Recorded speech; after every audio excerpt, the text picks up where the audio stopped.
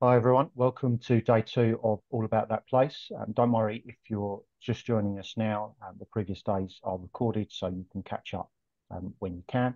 Um, for this day, we're looking at the sort of imagery and images around your place, so maps and images that you can use. And I think this is really important. It's something everyone loves talking about, pictures from the past, postcards, and maps in particular, I think, just to really get a sense of the layout of places, to identify different elements within a place, and also to sort of give a sense of what that might have looked like. We've probably all done it. We've gone somewhere on holiday, or maybe the place we live, and we've looked up an old map or something and go, wow, that's a field, and 100 years ago, and look what it is now, that kind of thing.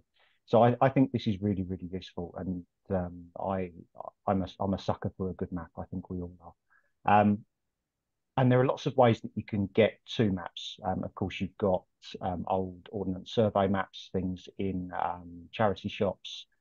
You've also got maps that are available online through various online tools to access them, and particularly historic maps, which are increasingly available online through things like the National Library of Scotland, the map finder there, which is fantastic, and you can look up a variety of old maps on not just the UK, but I think actually even further.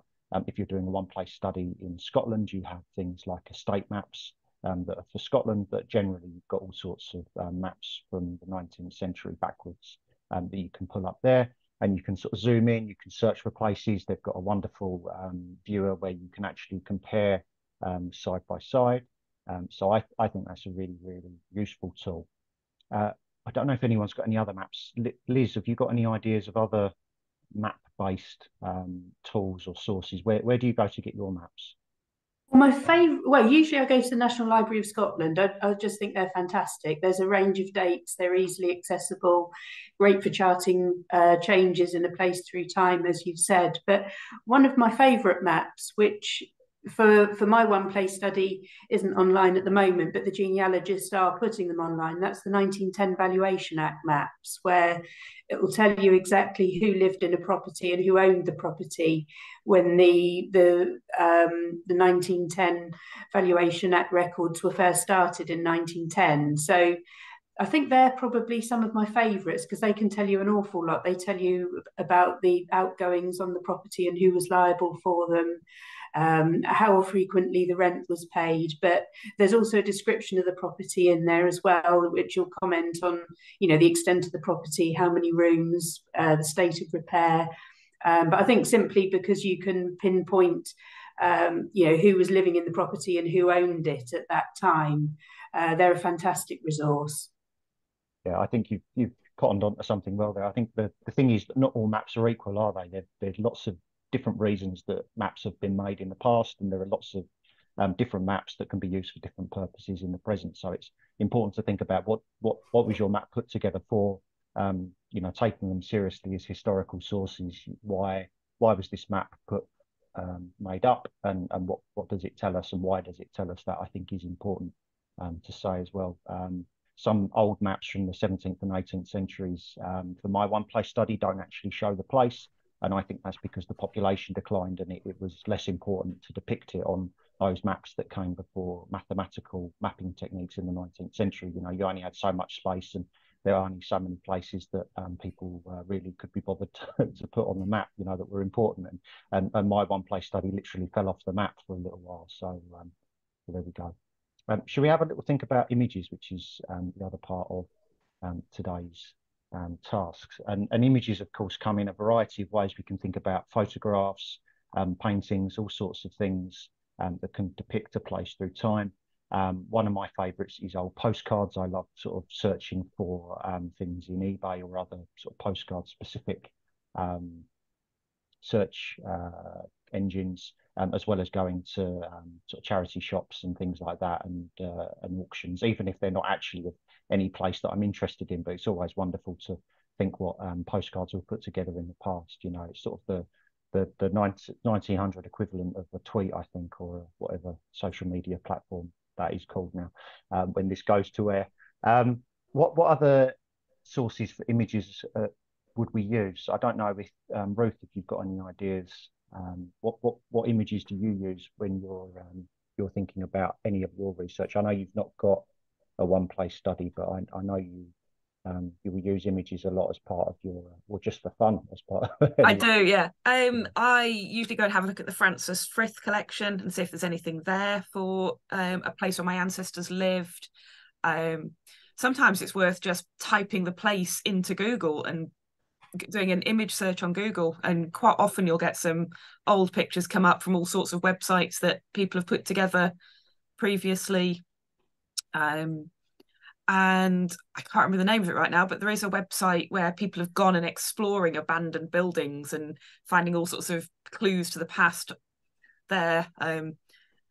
Perhaps not necessarily entirely legal at times, their access to the buildings, but fascinating nonetheless, and they're there to view. So Yeah, search engines, one of the best tools of the modern historian. I think I can't imagine doing any kind of historical research, honestly, before the advent of modern search engines. It's brilliant.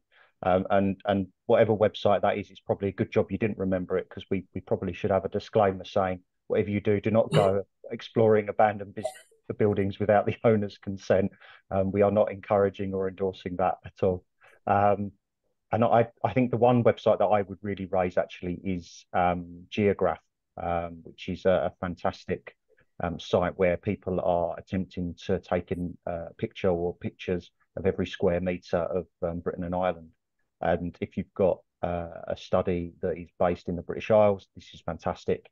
People are uploading pictures. They've been doing it for quite a while. So actually, if there's a building or a landscape that has changed in the last 10 years, there might be an image from sort of 10, 15 years ago that's uploaded. If you've got, say, somewhere that you just want to have a street view of or a field view of, there's quite often a picture there, particularly if it's something interesting, you know, like a church or another kind of sort of monument building or something like that. And people also very helpfully upload historic images as well. So you quite often get old pictures that are much, much older than the website's been running that have been uploaded on there. So and you can search using that for through a map function and by place name as well. I think just thinking, yeah, sorry. It's also worth using social media to look for images as well. An awful lot of towns and villages now have got a Facebook group of people sharing historic images and their own photograph collections of the town when they were younger and things like that. Yeah, absolutely. Yeah, social media is your friend here. So we've got another task here, which is spot the difference, which I quite like doing with people, especially when I have students and things like that. You know, thinking about the difference between two places. And what we'd like you to do for this task is to take two images and look at the difference from then to now. I don't know if anyone's done this as part of their research in any way. I don't know, perhaps Liz, you have, looking at one place and the other. I don't know if you could say a little bit about how you might go about that and what kind of things that's made you think about. Yeah, there are all sorts of differences you can spot, and most of mine have been through old postcards. I've got an encyclopedic collection of old postcards of Dunster now, and some of the ones I've found most useful actually have been where a photographer has taken an event, you know, taken photographs of an event that was happening in one of the streets. So you're not getting the typical sort of tourist view, but it's perhaps at a slightly different angle. So you get a quick glimpse of buildings that wouldn't ordinarily be there, but it's marrying those pictures up with the paper records and knowing that when certain buildings were demolished and when other buildings were built in their place, that they can be really useful. But you know, whether trees have been sort of chopped down and or grown, how much ivy there is on a building, all of those can give you little clues that if you marry those up with the postmarks, if you're lucky enough to have a postmark or be able to read it, then those can certainly be very helpful. Yeah, I think that's good advice there. And I think just thinking about what has changed over time and what's happened in those intervening years, you know, what kind of process, industrialization, deindustrialization, you know, the coming of railways, for example, the kind of building materials used, right down to, as you say, things like the ivy, you know, thinking quite close up.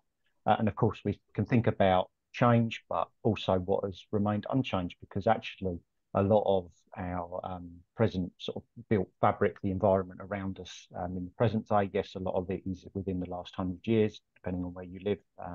But certainly in Britain, that's the case. But there's still quite a lot of survival from the early 19th and sort of late 18th century that's still around. So in the period where we've had sort of modern mapping and various kinds of images, modern photographs, things like that, there has actually been often find quite a lot of things that have remained unchanged, and that can be really exciting. Thinking about the place that we're studying actually being similar to how it might have looked 100 years or 200 years ago when the people, the community that we're studying would have been around.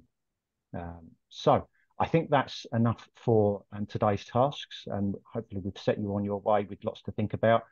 As you'll have seen by how much we've just been able to talk about that, we're all quite interested in it, and I think it's a rich vein for you to go in. And I think this is a good task to really get into thinking about what does your place look like then and now, and maybe spark some other questions and some thoughts of your research going forward. So it's a fun exercise in one sense, but I think very important to get thinking about some key elements of your place, what its characteristics are.